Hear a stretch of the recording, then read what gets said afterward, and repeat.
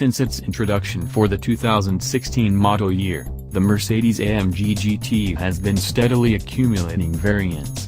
First there was the GTS, then came the base GT, then the GTR, then the Roadster, and finally a GT C, available in both coupe and roadster trim levels. While on paper they're clearly differentiated, when looking at the stats, you can also see that they're seemingly not that different. So is there really a discernible difference between them in reality?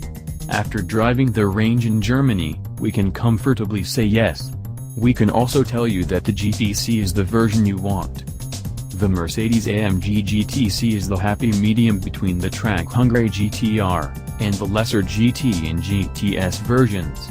This is clear even just by looking at the car. Though it shares the normal nose of the entry-level GTs, the GT C has the widened hips of the GTR. The rear bumper is unique to the GT C, since it features extra vents like those on the GTR, but not the full diffuser and center exhaust. This blend of normal GT and GTR on the outside sets the stage for how the car drives. Under the hood is the familiar twin-turbocharged 4.0-liter V8 used across the GT line.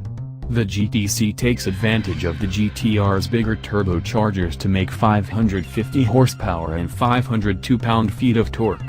That's nearly 80 more horsepower than the regular GT, and about 35 more than the GTS. It only makes for a difference of 0.2 of a second to get to 60 miles per hour between the normal GT and the GT C, but it's absolutely a difference you can feel, both for better and for worse. It pulls noticeably harder than a regular GT, but with the larger turbos, there's some noticeable lag when hitting the throttle. Still, that split-second pause is worth the extra shove. The GT C's engine also breathes through a standard AMG performance exhaust, which is an option on lower-spec GTs. Even if you don't spring for a GT C, this exhaust should be considered required. The simple fact of the matter is that the 4.0-liter Mercedes V8 isn't as charismatic as, say, the supercharged V8 in the F-Type SVR, or the flat-plane crank-equipped Shelby GT 350. It's effective, but mildly characterless. You know it's a V8, but you couldn't tell where it came from.